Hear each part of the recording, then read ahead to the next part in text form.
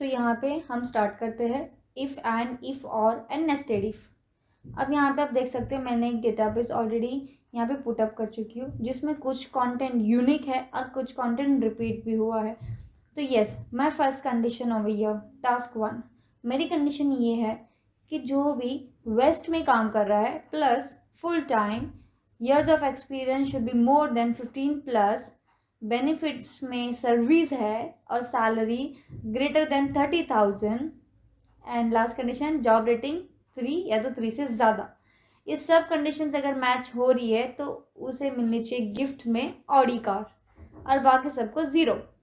सो यहाँ पे मैंने कंडीशन शुरू कर दी। मैंने इफ़ को इंट्रोड्यूस किया, मैंने एंड को भी इंट्रोड्यूस किया। लॉजिकल वन यानी फर्स्ट कंडीशन आपकी क्या है? मेरी फर्स्ट कंडीशन है it should be in the west, comma. हम डबल कोट्स में इसलिए लिख रहे हैं क्योंकि कैरेक्टर्स है, और कैरेक्टर्स जो भी हम एक्सेल में टाइप करते हैं वो सब डबल कोट्स के अंदर होता है। कॉमा के बाद मैंने सेकेंड कंडीशन को इंट्रोड्यूस किया, that is what is equals to it could be full time, comma. फिर मेरी जो कंडीशन है it is the selected value greater and equal to 15, comma.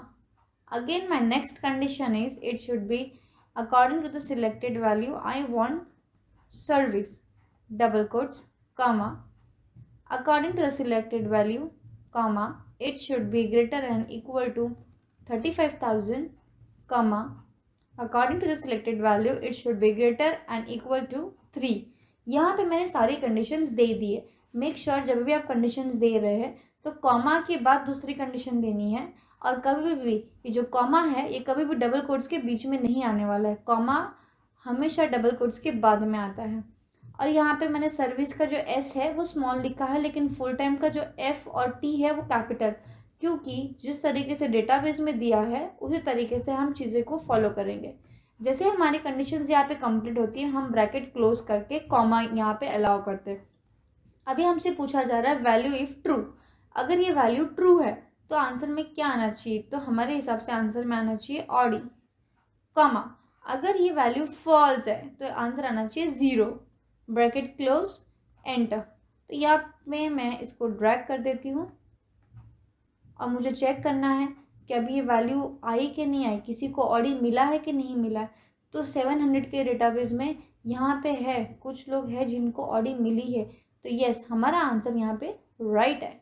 Amazing, very nice. Now again task 2, मैं same चीज़ यहाँ पे वापस repeat करना चाहूँगी ताकि आप एक और कंडीशन समझ पाए।